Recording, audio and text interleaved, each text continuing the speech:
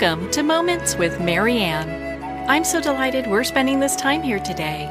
We have a very inspiring show coming right up with special guest, Kimberly Reed, and she's here to share with us her new book, Optimists Always Win, Moving from Defeat to Life's C-Suite. Now, have you considered if your brain's default setting is just negative? Difficulties and struggles are unavoidable in life, but a person has complete control over their response to any given situation. Now, many of you know Kimberly. She's an award-winning diversity and inclusion expert, international speaker, and corporate trainer. The corporate tenure, Chief Transformational Officer of the Reed Development Group, Kimberly has developed a distinguished reputation as having one of the most distinct and powerful voice in the lecture circuit, transforming the thinking of thousands. She earned her BA in political science with a concentration in international relations and public administration from Westchester University. Kimberly also earned her Master's of Education, Adult Organizational Development and Public Policy, and received certifications in Training and Development and Communication and Conflict from Temple University. So let's welcome to the show, Kimberly Reed. Thank you so very much for having me, Marianne. I'm so happy to be here. What an honor it is to have you here and to talk about your new book. What inspired you to write this book? Well, I will tell you, Marianne, my mom, my two beautiful grandmothers, and life. And what I mean by that is that my beautiful mother, Barbara E. Reed, she passed away on July 31st, 2012. And her last 45 days of her life truly inspired me in some very significant ways.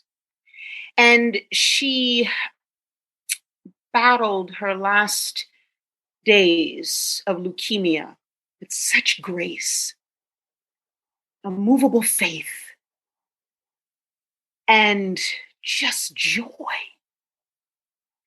And my grandmothers were such women of strength, faith, hope, optimism.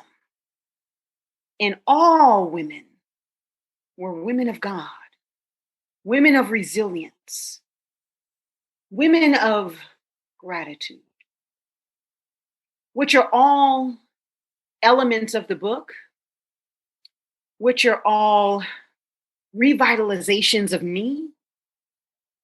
And those are the very important reasons, Marianne, why I felt that it was important that I catalog my journey through those very important moments of time, from my mother being sick to her passing, to my own bout, to my rock bottom, to coming out on the other side.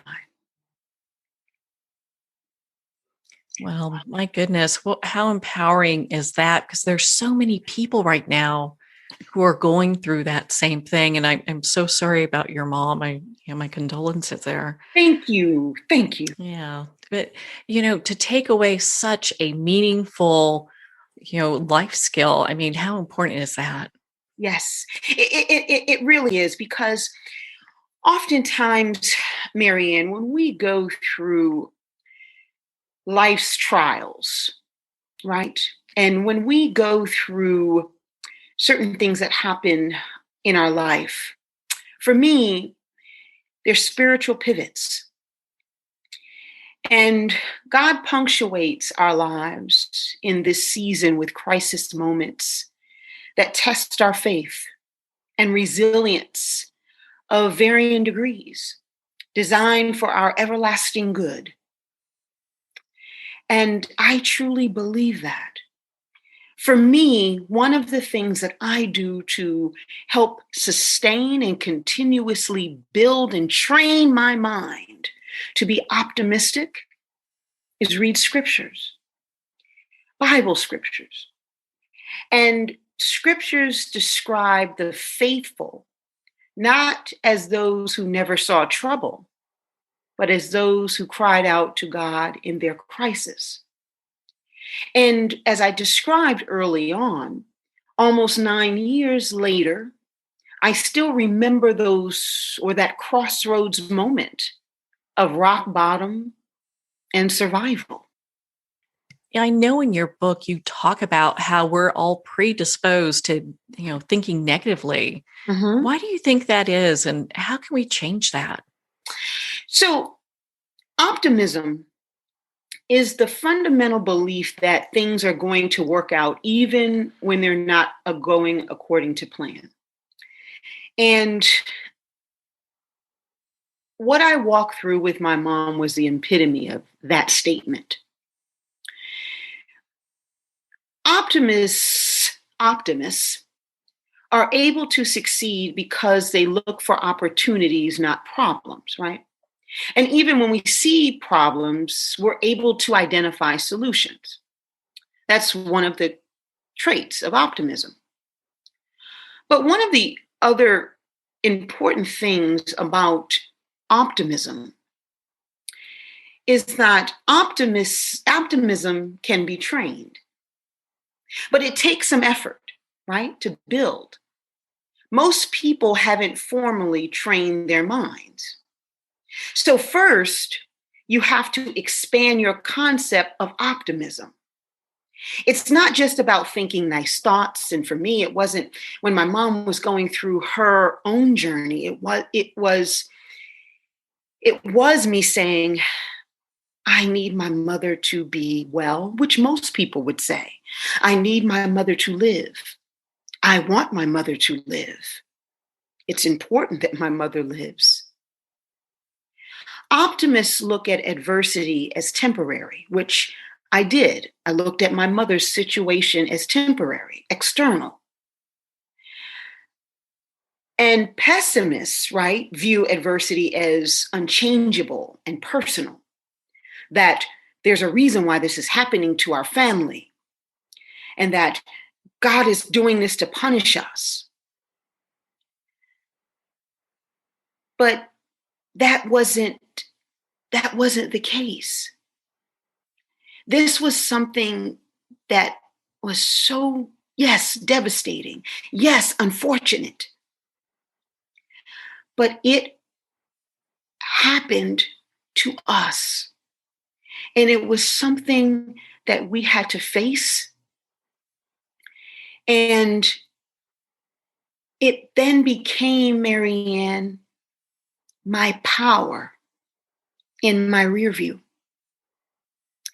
Because the power in our rear view is accepting change by looking to our past, right?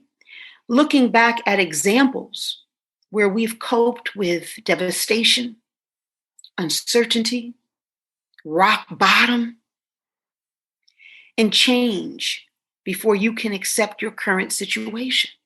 And my current situation for me, when I was looking at it through this lens, was being numb, was still grieving, was rock bottom, was where most people still are, even though we are in 2021. Some people have suffered a painful breakup in the past, but they were eventually able to move on with their lives, found someone new. I'm not comparing death to a painful breakup. What I am saying is that we have to look at our past so it can help us see past the current crisis and derive some confidence that we're going to be able to pull through again. And at some point through this walk of grief that I was going through and rock bottom, I had to believe at some point, because I didn't believe for a little while. Not proud of that, but I didn't. But I had to believe, and I had to believe in God, and people have to believe in whom they believe in, their higher power, that they're going to get the help that they need to pull through again. And I did. And that's called restoration.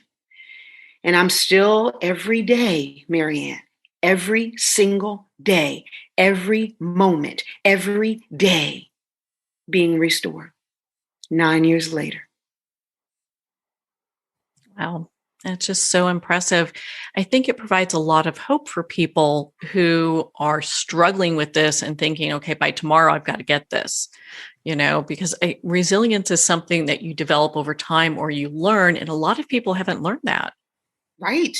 Oh, no. You're absolutely right. Absolutely right. Resilience is the ability to adapt in the face of changing circumstances, right? And it is a crucial characteristic of people, right? Gratitude is the rocket fuel to our resilience, right? And when you say gratitude and resilience in the same sentence, it's like, what? How could you be thankful and go through really hard times? Well, when that happens, and when you think about gratitude for a moment, is still going back to that power of your rear view that I talked about, right?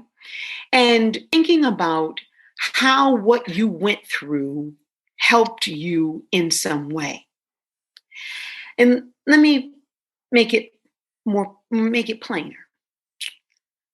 I listened to every motivational video. I read every Bible verse. I watched the whole season of Oprah's Super Soul Sunday. I asked God a million times to take away the pain of losing my mom, my maternal grandmother shortly thereafter. And then I had cancer myself, all in the same 6-month period of time. And that didn't work. The lights were still off in my soul. And I kept saying to myself, when will I be that woman again who went through life at 120 miles per hour in the snow and lived life with zest? Why was all this happening to me? I felt this indescribable pain, and I didn't even know how to walk again, literally. And when you think about this word of gratitude, it came to me, Marianne, because I said to myself, I just got diagnosed with cancer, breast cancer. But I just walked with my mom 45 days. I took copious notes, although my mom had a different cancer, but I listened to the nutrition. I listened to the doctor and what she needed to do for health-wise and how to go through chemotherapy. I watched my mom go through this with such grace. I watched my mother have the most optimistic and positive and jovial attitude of anyone that I knew. All of the characteristics and tenets that I would need to go through. And I did. I was so grateful for my mom's presence on earth at that time to show me how to go through what I needed to walk through next. That was where my gratitude was the rocket fuel to my resilience to stay in the race of what I had to face next. See how powerful that is? How cool is that? That is so cool. And, and most people don't even realize the power of gratitude. No. And I talk about that in the book. It's huge. It is huge. Gratitude. And this is not easy to find, though, when you are when you're in times of trouble. It really isn't. But when you can find it, when you can identify it, whoo, it is a game changer. It is a game-changing way of thinking. Because we all go through bad times, right? We all experience disappointment, loss, and change. We all have felt sad, pain, stressed at various times of our lives, no question. But gratitude and building resilience can help you maintain a positive outlook, face an uncertain future with less fear, and it can get through your darkest days. It did for me. And for me, another way for me to feel the sun in my soul again was actually to remember and express gratitude. But, Marianne, when you've experienced very difficult times, because people who are listening may say, yeah, right. But when you've experienced difficult times, it's usually possible to find one thing to be grateful about, as I just described. And so another piece of gratitude came from the love of my mom and getting to experience that type of beautiful and unconditional love and watching her examples that I just described of courage and unyielding faith that I needed. And taking a moment to acknowledge gratitude can provide, oh gosh, it could help you with stress and it shifts your thinking to deepen your faith and your joy. See, realizing the purpose of your setback in your overall life plan, whether you believe in your destiny being predetermined or things happening for a reason, something occurred during your setback that positively positioned you for the future. And at the time of that setback, you may have a serious cause of stress and pain, but in time, you will realize or come to realize that it happened for a reason. It made you better, made you stronger, made you more appreciative because of it. And there's a lesson to be learned in every single situation that you encounter in life. And I talk about that in every discouragement eliminator in the book, and there's 10. And it doesn't matter if it's your personal life, your love life, any situation you find yourself, loss. So many people have lost, Marianne. The key is how you process every interaction. Yeah, that is so important. And it makes all the difference in how we react. It's either react or respond. And so there's thoughtfulness in responding. And I feel like you really help people to identify the two of those things so that they can make better choices for themselves. Oh, yes. Yes. And the other thing too is you've got to be kind to yourself. I say this to my clients in my diversity work, my day job. And I say this in the book and I say this to people during great conversations like this, Marianne, is that we're all going through a lot at the moment. All of us. We're still dealing with a global pandemic, vaccinations, some people are getting sick on the second shot. So we're still having to wear masks. We still have to be careful around our families, around gatherings, and just life as we know it. And everyone adjusts to change and upheaval differently, right? So don't criticize your coping skills or beat yourself up.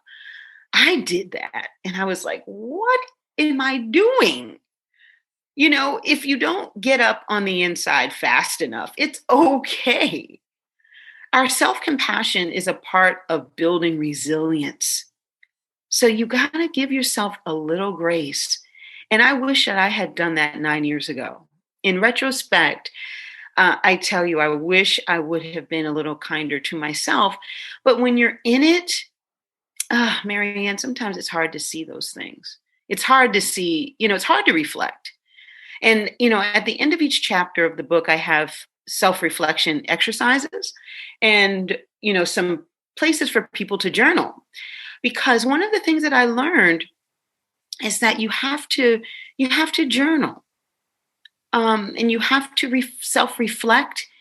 And, before we go today, I'm going to share with you what's going to happen on Monday, that I talked about training at the beginning of the top of the hour that we talked about when we started talking about optimism being a trained skill.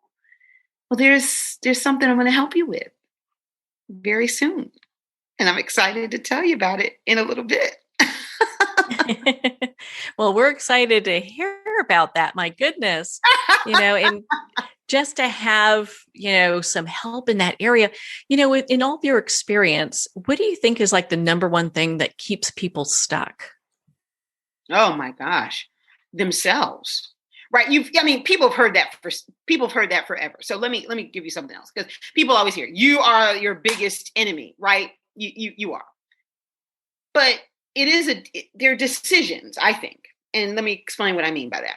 One of the most important, decisions a person will ever make is what they choose to believe.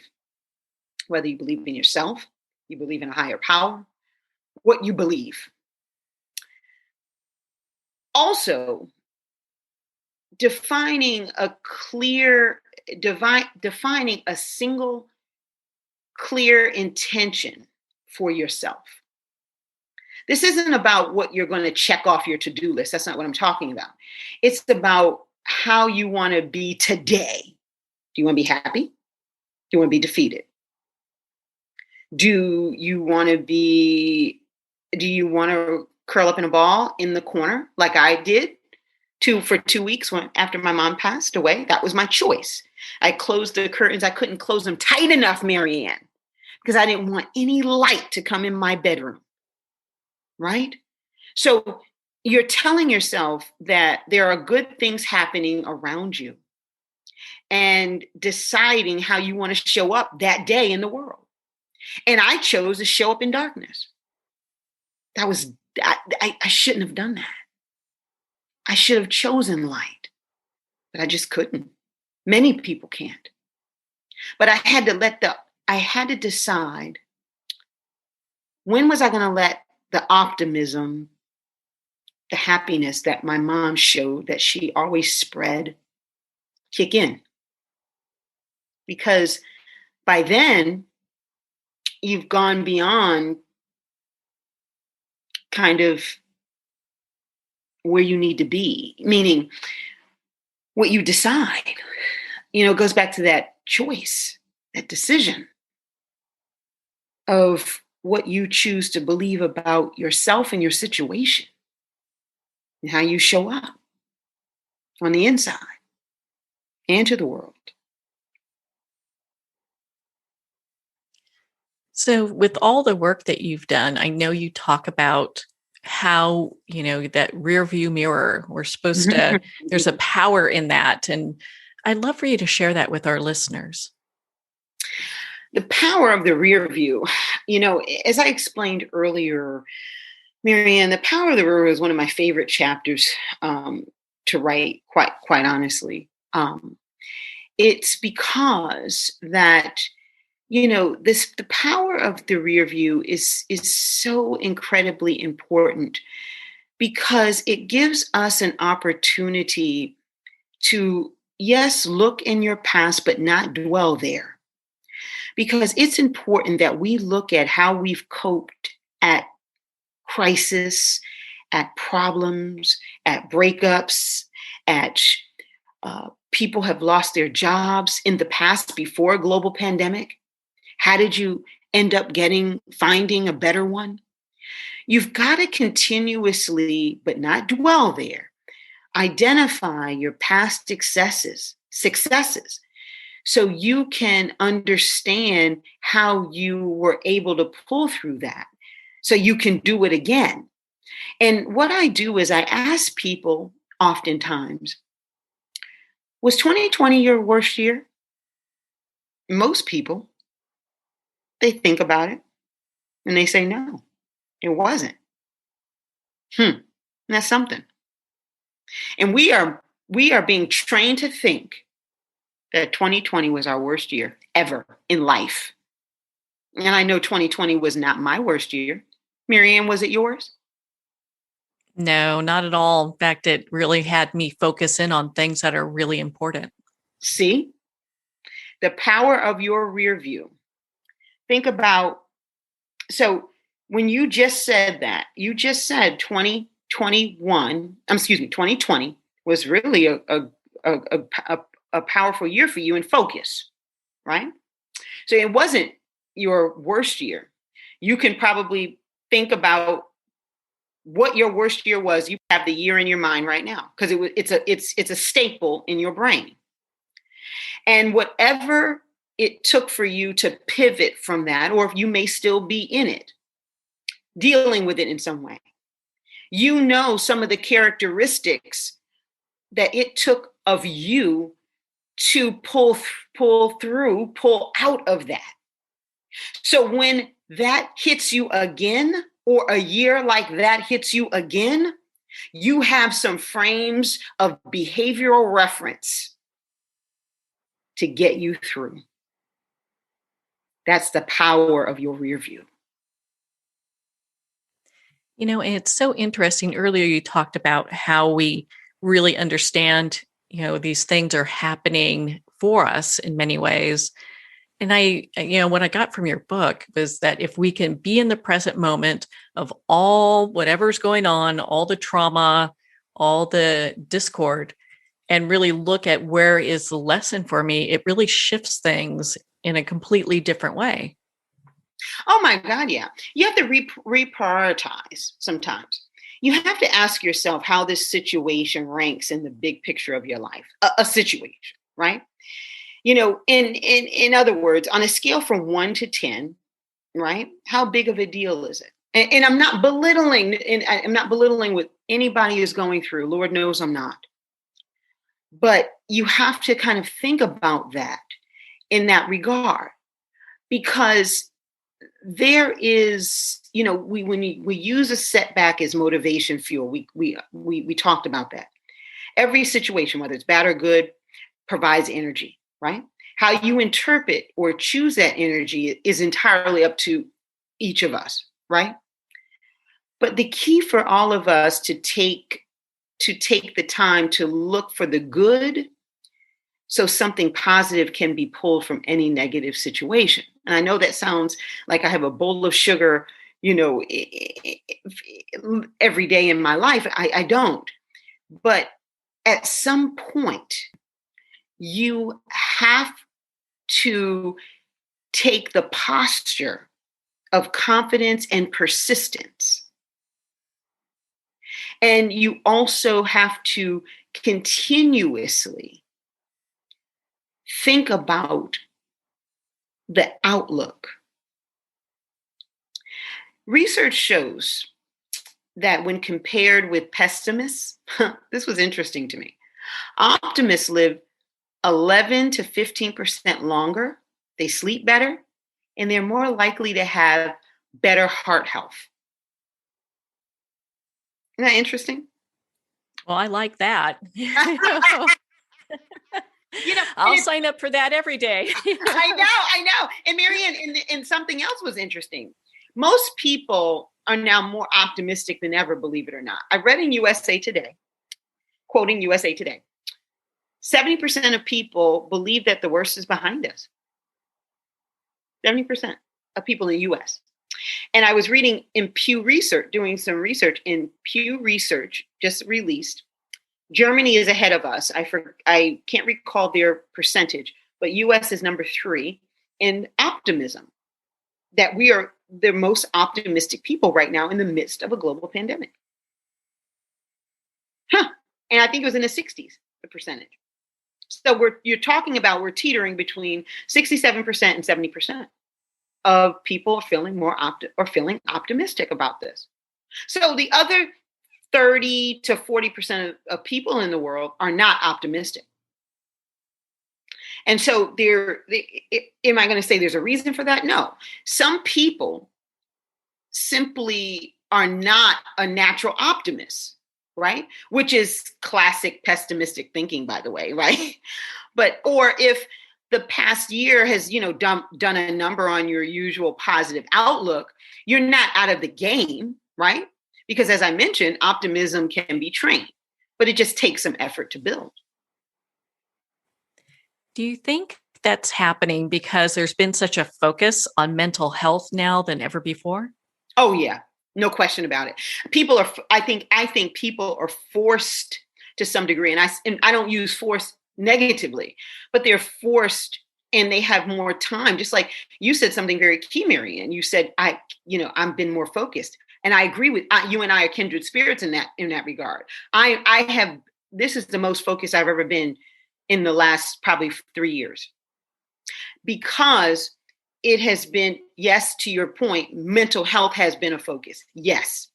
But I think that we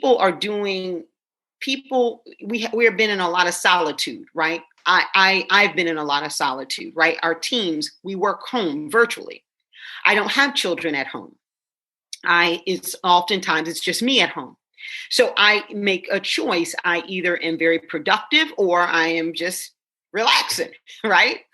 But but in that solitude, I make a choice. I'm reading more, doing a lot of self-development. I am just focused on task at hand and growth and success and reading this. And, I'm the book and book activities and talking to readers, and they're sharing their feedback and their outlook and how the book has transformed their thinking and, all these types of things. And that's also been pouring into me, Marianne, because it's also having me be reflective on a time when I was going through what they went through. And so I am also growing with the reader, believe it or not. Although that happened to me 9 years ago and I'm still dealing with it, but I'm growing in a different way now, a new way now, an expanded way now, because I'm continuously expanding my concept of optimism. And that's what I'm asking people to do as well, because it's just not about the bowl of sugar, right? It is about looking at adversity as temporary. This pandemic is temporary. The remade nation we live in is eternal, because we will never go back to the nation we lived in prior to 2020. That's a fact. But the global pandemic is temporary. So we have to start to reprogram ourselves. We train our minds because it can be trained. And that's what we have to realize. But it's going to take some people longer than others, and that's okay. Remember, you've got to be kind to yourself about that. And you've got to wake up each day with the intention to either be happy, to be good, and to do good. Right? There's no... I love that. I think we all needed that drop of optimism today, right? I'm so happy. Well, I will tell you this. So I'm telling you a secret, because I'm doing an interview with ABC tomorrow about it. And I'm going to do a video about it actually tomorrow, and then we're going to release it over the weekend. So I'm going to ask you this question, Marianne, and your listeners. Can you be optimistic for 21 days? That's I'm sure some people are going, ooh, 21 days. I probably could do it for 24 hours. Well, guess why? So we are launching a new program designed to re-energize those suffering from pandemic fatigue and teach the skills necessary to tap into the power of optimism. So, for the next 21 days, starting on Monday, we will going to have a 21-day exploration into the tools, tactics, and themes from the book Optimists Always Win. And it will be a road test to your optimism skills, to eliminate your discouragement, and to create a new set of positive habits. So this program, Marianne, is going to be short videos. We're going to explore themes from each chapter of the book, and it's going to challenge everyone to be optimistic every day for 3 consecutive weeks, and to keep everyone on track. Each morning of the program will begin with a daily dose of optimism and practical tips for leveraging the discouragement eliminators in the book, which are 10. And, I consider the most important technique for successfully adopting an optimistic mindset. So you can go to, and everyone who's listening can go to www.optimistalwayswinseries.com and subscribe to the YouTube channel, and you're in. You get the book at Amazon.com. And as you know, Marianne, are going to 2 cancer charities. So as many books as we sell, the more people we bless. And what's in it for the reader is that my hope is that they will heal, they will grieve, and they will train themselves to be optimistic. And they'll also walk with me on this 21 days of optimism to help go through the evolution of positivity. Oh my goodness. Does that sound exciting? Yeah, it does. I'm in. I'll be joining you on that 21-day adventure. I'm going for it. Oh my goodness, Kimberly. I mean, we could talk for hours. I just love your work and your energy, and of course your book. And so excited to hear about this 21-day challenge. Thank you so much for taking the time to be on the show with us here today. Thank you so much for having me, Marianne. You are fantastic. I listen to you all the time. I love your voice. And more importantly, I love what you are, the movement you have created and what you do with people and how you share your platform and just everything. Keep shining and thriving. I mean it. I love it.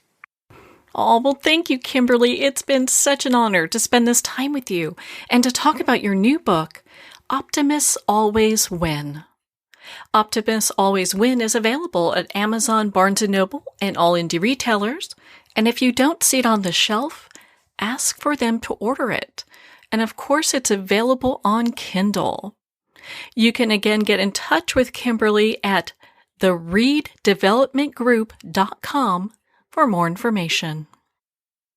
Of course, you'll want to attend the 21-day Optimist Challenge by going to optimistalwayswinseries.com and sign up for her YouTube page. If you'd like to learn more about the book, you can at optimistalwayswin.com for more information.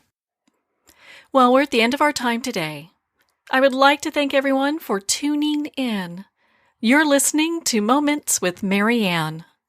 And remember, make every moment count.